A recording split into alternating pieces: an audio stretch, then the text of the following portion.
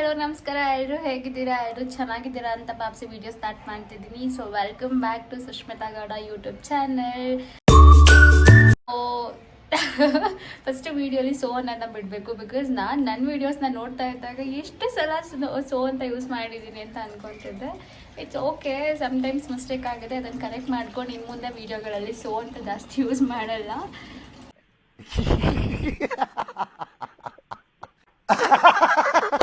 And ಒಂದು video ಹಾಕಿದ್ದೆ ಯೂಟ್ಯೂಬಲ್ಲಿ, ಆಲ್ಮೋಸ್ಟ್ 194 ವ್ಯೂಸ್ ಆಗಿದೆ ಅಷ್ಟೇ. ನಂಗೆ ಗೊತ್ತಿಲ್ಲ ಯಾಕೆ ವೀಡಿಯೋಸ್ ರೀಚ್ ಆಗ್ತಾ ಇಲ್ಲ ಅಂತ.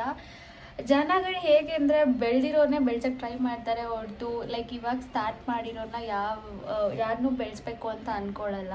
ಅದೇ ಪಾಪ್ಯುಲರ್ ಆಗಿರೋರನ್ನೇ ಎಷ್ಟು ಅಂತ ಪಾಪ್ಯುಲರ್ ಮಾಡ್ತೀರಾ? ಅಟ್ಲೀಸ್ಟ್ ಇವಾಗ ಅಟ್ಲೀಸ್ಟ್ ಟ್ರೈ ಮಾಡ್ತಿರೋರನ್ನ ಎಂಕರೇಜ್ ಮಾಡಿದ್ರೆ ಅವರು ಒಂದು ಮಟ್ಟಕ್ಕೆ ರೀಚ್ ಆಗ್ಬೋದು ಅಲ್ವಾ ಅಂತ ಕೇಳ್ಕೊತೀನಿ ವಿಡಿಯೋ ಸ್ಟಾರ್ಟಿಂಗಲ್ಲೇ. ಆ್ಯಂಡ್ ತುಂಬ ಖುಷಿ ಆಗುತ್ತೆ, ಯಾಕಂದರೆ ನಂದು ಶಾರ್ಟ್ಸ್ ವೀಡಿಯೋಸ್ ಎಲ್ಲ ಆಲ್ಮೋಸ್ಟ್ ಲೈಕ್ 2K 2.5K ಹಂಗೆ ರೀಚ್ ಆಗ್ತಾ ಇದೆ.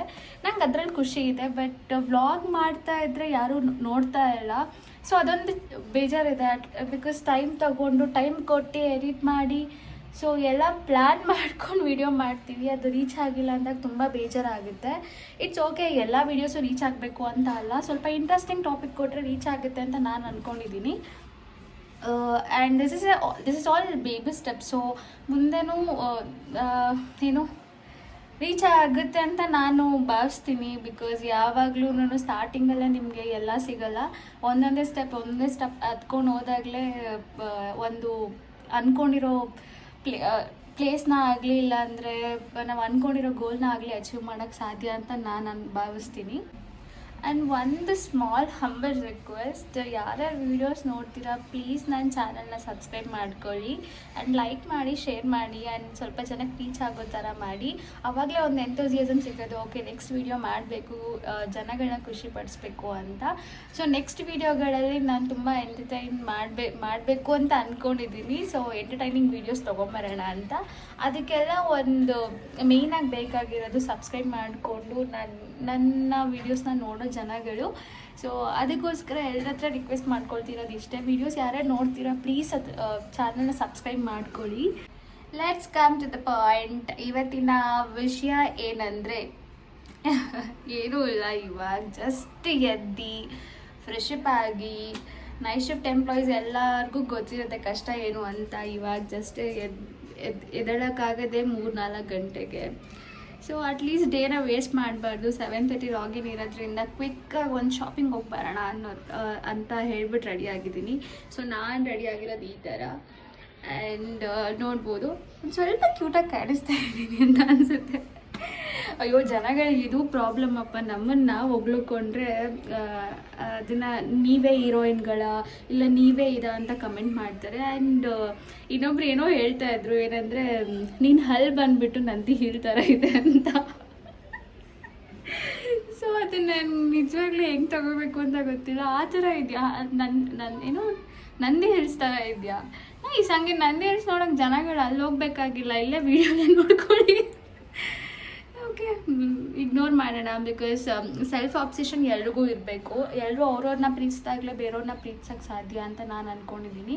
ನಿಮ್ಮನ್ನೇ ನೀವು ಪ್ರೀತಿಸೋಕ್ಕಾಗಿಲ್ಲ ಅಂದರೆ ಬೇರೆಯವ್ರನ್ನ ಪ್ರೀತಿಸೋದಲ್ಲ, ಅದು ಸುಳ್ಳು, ಒಂಥರ ನಾಟಕ ಅಂತ ಅನ್ಸುತ್ತೆ ಜೀವನ.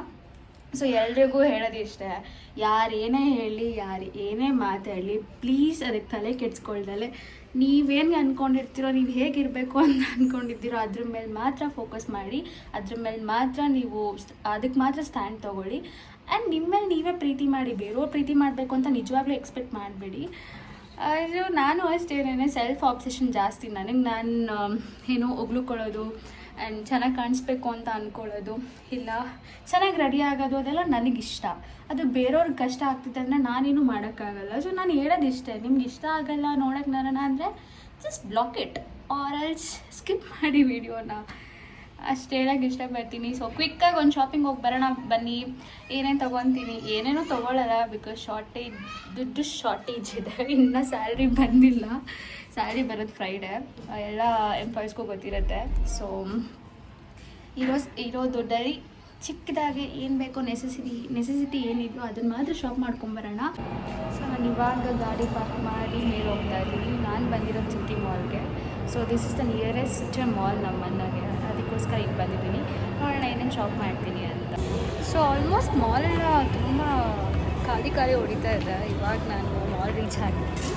ಸೊ ಇಲ್ಲಿಂದ ಹೋಗಬೇಕು, ಎಲ್ಲೂ ಇಲ್ಲಿ ಹೋಗಲಿ, ಫಸ್ಟ್ ಟ್ರೆಂಡ್ಸ್ಗೆ ಹೋಗೋಣ ಅಂತ ಅಂದ್ಕೊಂಡಿದ್ದೀನಿ. ಅದಕ್ಕಿಂತ ಮುಂಚೆ ಝೂಡಿಯೋಲ್ಲಿ ಏನೇನು ಕನೆಕ್ಷನ್ ಇದೆ ಅಂತ ನೋಡ್ಕೊಂಬರೋಣ. Keep watching my videos. So ನಾನು ಏನೇನು ತೊಗೊತೀನಿ ಏನೇನು ಅಂತ ನನಗೆ ಗೊತ್ತಿಲ್ಲ. ಸೊ ಲೆಟ್ ಮೀ ಚೆಕ್ ಏನೇನು ಇದೆ, ಏನೇನು ಚೆನ್ನಾಗಿ ಅನಿಸುತ್ತೋ ನೋಡೋಣ.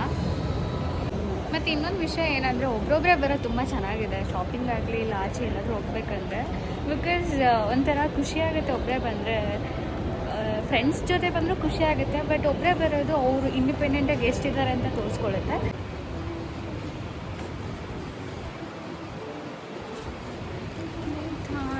ಯಾವುದೂ ಅಷ್ಟು ಚೆನ್ನಾಗಿ ಅನ್ನಿಸ್ತಿಲ್ಲ. ಕನೆಕ್ಷನ್ಸ್ ಯಾವುದು ಹೊಸದಿದ್ದು ಅದನ್ನು ತೊಗೊತೀನಿ.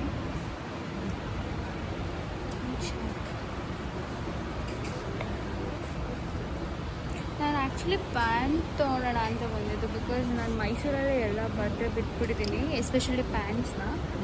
ಅದಕ್ಕೆ ಪ್ಯಾಂಟ್ ಇರಲಿಲ್ಲ ಅಂತ ನೋಡೋಣ ಅಂತ ಬಂದೆ. ನೋಡೋಣ ಯಾವ್ದು ಚೆನ್ನಾಗಿತ್ತು, ಡ್ರೆಸ್ ಟ್ರೈ. ಸೊ ಇವಾಗ ಶಾಪಿಂಗ್ ಎಲ್ಲ ಮುಗೀತು, ಎಲ್ಲರೂ ತಿನ್ನೋಣ ಅಂತ ಕೂತ್ಕೊಂಡೆ. ಮೊಮೋಸ್ ತಿಂದು ತುಂಬ ದಿನ ಆಗಿತ್ತು, ಅದಕ್ಕೆ ತಿನ್ನೋಣ ಅಂತ ಮೊಮೋಸ್ ಕಾಂಬೋ ಆರ್ಡರ್ ಮಾಡಿದ್ದೀನಿ. So let's eat. ಆ್ಯಂಡ್ ಮನೆಗೆ ಹೋಗೋಣ 6 o'clock ಆಯಿತು, ಲಾಗಿನ್ ಆಗಬೇಕು 7:30ಗೆ.